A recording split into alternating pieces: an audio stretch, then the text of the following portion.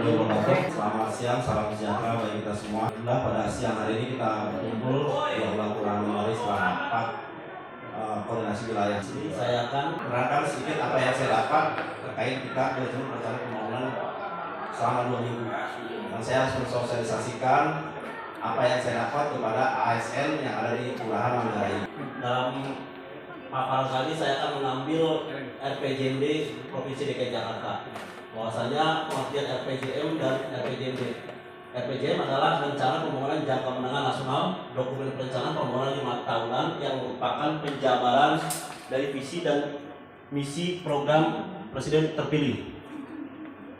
Yang kedua, RPJMD adalah rencana pembangunan jangka menengah daerah, adalah dokumen perencanaan pembangunan daerah untuk periode 5 tahun yang menjadi pedoman bagi pemerintah daerah dalam melaksanakan pembangunan, termasuk di dalamnya juga adanya janji politik yang harus menjadi program dari gubernur terpilih. Hubungan RPJMD dan RPJM adalah saling mendukung. Ini tidak bisa dipisahkan. Dokumen yang dibuat oleh pemerintah daerah untuk periode 5 tahun, dokumen ini berisi penjabaran visi, misi, dan program kepala daerah terpilih serta menetapkan arah kebijakan, strategi pembangunan, prioritas program dan anggaran yang akan dijalankan dalam RPJMD, berfungsi sebagai pedoman utama pemerintah daerah dalam melaksanakan pembangunan agar rencana efektif selaras dengan kebutuhan masyarakat yang ada. Di sini ada beberapa fungsi RPJMD.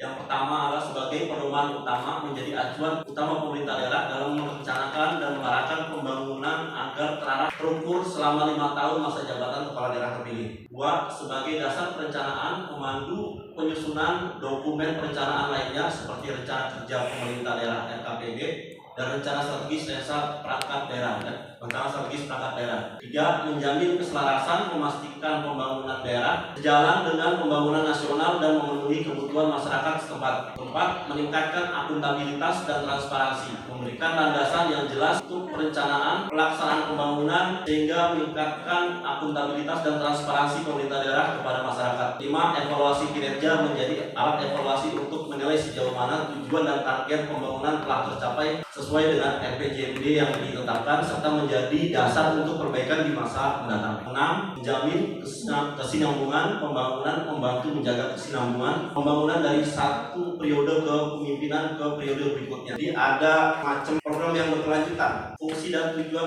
Renstra ini merupakan turunan penjabaran daripada RPJMD yang disusun oleh pemerintah provinsi. Jadi Renstra yang kita buat harus selaras dengan RPJMD, tidak boleh beda. Karena Renstra kita Jakarta Selatan masih tahun 2003-2026, saya tidak pakai dulu. Saya akan memakai yang RPJMD. Saya tidak menggunakan Renstra SKPD untuk wilayah Kota Jakarta Selatan. Fungsi Renstra adalah sebagai pedoman, sebagai alat bantu penyusunan Renja. 2. Sebagai acuan evaluasi. 3. Menjaga fokus dan konsistensi. Tujuan Renstra adalah menyediakan arah yang jelas, menghasilkan rencana berbasis kinerja, mewujudkan keselarasan, mempermudah pelaporan, mendukung pengambilan keputusan. Hal terpenting dari penyusunan Renstra SKPD adalah visi misi, pernyataan jangka panjang dan arah dasar daripada SKPD atau wilayah kota masing-masing. Program dan kegiatan, daftar isi program dan kegiatan yang akan dilaksanakan untuk mencapai tujuan. Kebijakan dari besar, arah dan keputusan yang akan diambil sesuai apa yang ada di RPJMD. Indikator kinerja, penanda untuk mengukur keberhasilan program dan kegiatan baik secara kelompok maupun SKPD secara keseluruhan. Tujuan dan strategi itu untuk penetapan tujuan yang ingin dicapai dan cara strategi untuk mencapainya. Pengertian dan fungsi tujuan Renja. Renja ini adalah turunan daripada Renstra. Jadi apa yang kita susun dalam rencana kinerja tahunan itu harus sesuai dengan Renstra yang ada di atas kita. Renstra kita kan Renstra itu ada di eselon 2 itu di sini tingkat wali kota. Jadi baik kecamatan maupun kelurahan itu harus mengikuti Renstra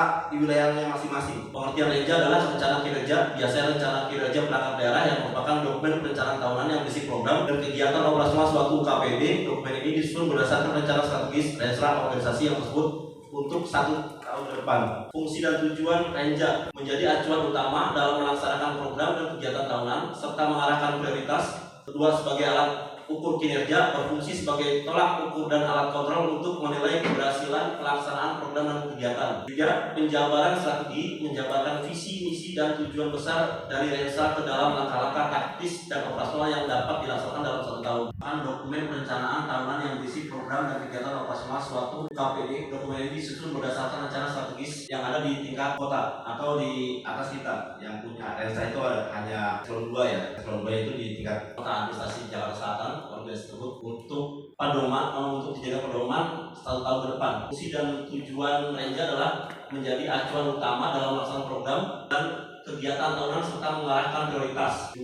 Sebagai alat ukur kinerja berfungsi untuk sebagai tolak ukur dan alat kontrol untuk menilai keberhasilan pelaksanaan program dan kegiatan. 3. Penjabaran strategi, menjabarkan visi, misi dan tujuan besar dari Renstra ke dalam langkah-langkah taktis dan operasional yang dapat dilaksanakan dalam tahun. Bahwasanya disusun RPJMD itu pelaksananya adalah kita itu adalah Renja. Jadi rencana kinerja, rencana kerja tahunan, apa yang kita rencanakan tahun ini akan dilaksanakan untuk tahun berikutnya. Nah, ini ada beberapa tahapan RJPMD.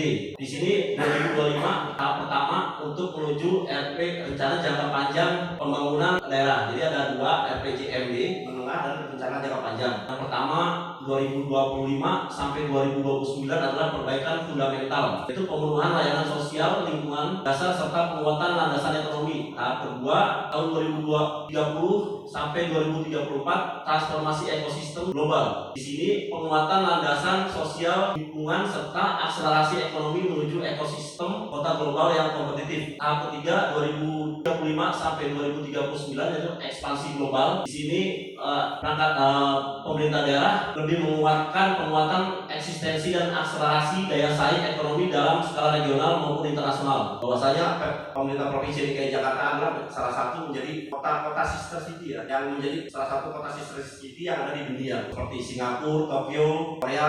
Itu kita sudah menjadi bagian di dalam kota sister city. Yang tahap terakhir adalah 2040 sampai 2045 mewujudkan kota global, perwujudan Jakarta kota global yang maju, berkeadilan, berdaya saing dan berkelanjutan. Visi Jakarta kota global dan pusat perekonomian yang berdaya saing, berkelanjutan dan mensejahterakan seluruh warga. Ada beberapa visi yang masuk dalam RPJMD. Yang pertama adalah mewujudkan masyarakat megapolitan yang berdaya dan sejahtera. Yang kedua mewujudkan pusat ekonomi inovatif dan pembangunan serta akses sumber daya yang merata. Yang ketiga mewujudkan manajemen kota modern yang akuntabel dan responsif serta layanan publik yang optimal. Keempat, mewujudkan ruang kota layak huni, berketahanan dan berkelanjutan. Kelima, mewujudkan konektivitas sinergi kegiatan ekonomi, sosial dan budaya. Tujuan dan sasaran RPJMD yang pertama adalah tercapainya pembangunan manusia, pemberdayaan masyarakat megapolitan. Yang kedua, terbangunnya pusat ekonomi, bisnis dan inovatif dengan prinsip ekonomi berkelanjutan.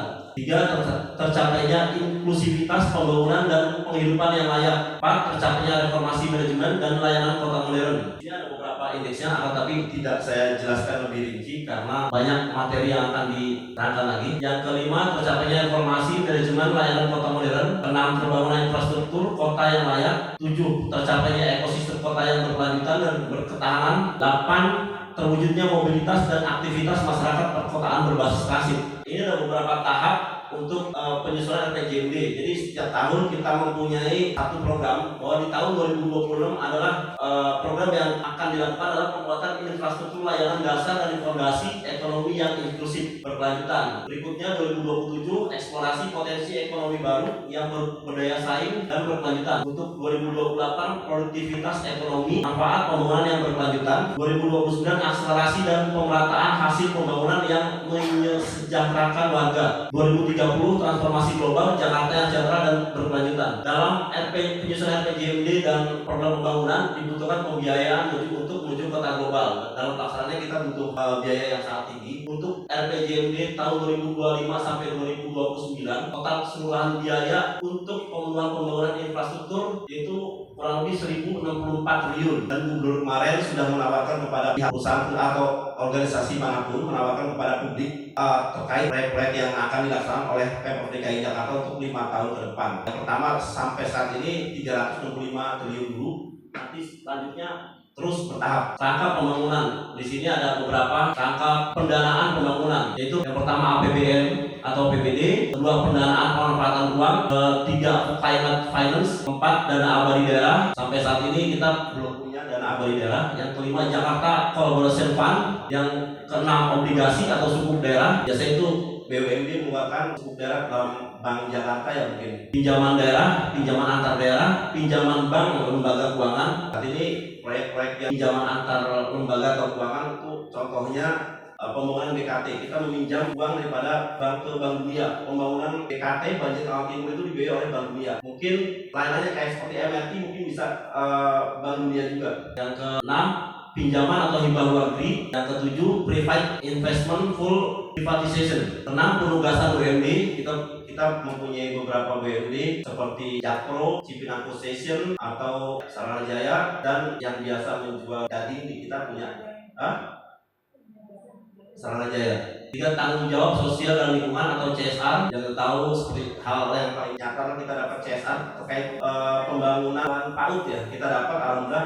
Yang kelima, optimalisasi pemanfaatan aset. Bahwa aset ini bisa disewakan oleh Pemprov DKI Jakarta untuk mendapatkan pendapatan daerahnya lain daripada pajak. Mungkin itu yang dapat saya terangkan. Mungkin ada pertanyaan, Bu Sekel, Pak Rizal, terkait RPJMD Provinsi DKI Jakarta untuk 5 tahun ke depan.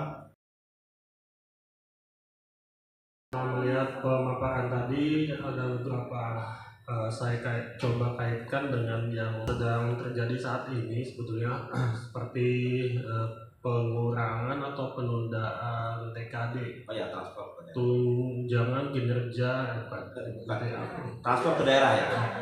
Atau dana bagi hasil ya? Iya, dana bagi hasil dari pemerintah pusat ke daerah ya. Lalu kaitannya dengan RPJMD atau Renstra dan berbagai turunannya, apa penundaan atau pengurangan TKD ini apa berpengaruh nggak ke RPJMD maupun Renstra dan yang sudah disusun pastinya ya? Seperti itu. Terima kasih.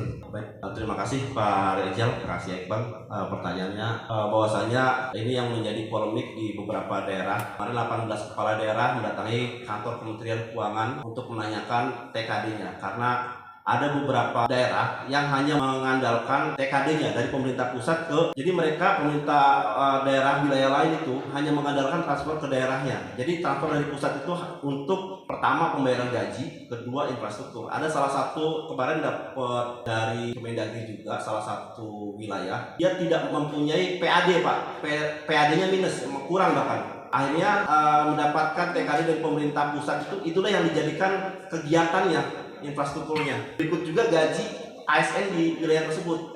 Nah, di DKI kita TKD kita yang tadinya 20 triliun menjadi, karena kita bisa melobi, kita minta ke Kementerian Keuangan agar bisa diturunkan menjadi 15 triliun. Dan itu berdampak ke kita. Alhamdulillah tidak sampai berdampak ke hal-hal yang seperti Pak Rizal sebutkan tadi, akan tapi banyak kegiatan-kegiatan yang akan ditunda untuk 2026. Contohnya kita ada refocusing di kita sendiri, ada refocusing pengurangan kegiatan apa saja yang memang tidak terlalu vital untuk dilaksanakan, akan tapi pelayanan umum kepada masyarakat, pelayanan sosial, bantuan sosial itu tidak mempengaruhi. Jadi program-program yang seperti pengadaan mobil, alat berat, mungkin seperti di Dinas Pertanian itu pengadaan tanah untuk pemakaman dihilangkan. Begitu juga di yang saya dapat dengar kemarin itu SDA sangat besar, refocusingnya sangat besar, hampir 40%, karena mereka ada pengadaan tanah, pengadaan alat berat, mereka semua ada di situ semua. Jadi untuk pengadaan tanah kemungkinan mereka akan mengurangi, kecuali memang yang betul-betul vital ya. Jadi itu saja. Tentunya kita berharap ke depan jangan sampai berpengaruh ke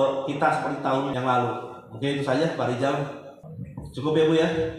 Kita paparkan pada siang hari ini mungkin bisa bermanfaat untuk kita dan untuk kita semua yang pada hari ini juga memberikan informasi terkait RPJMD, Renstra, Renja maupun RPJMN yang mempunyai program-program ke depan lainnya.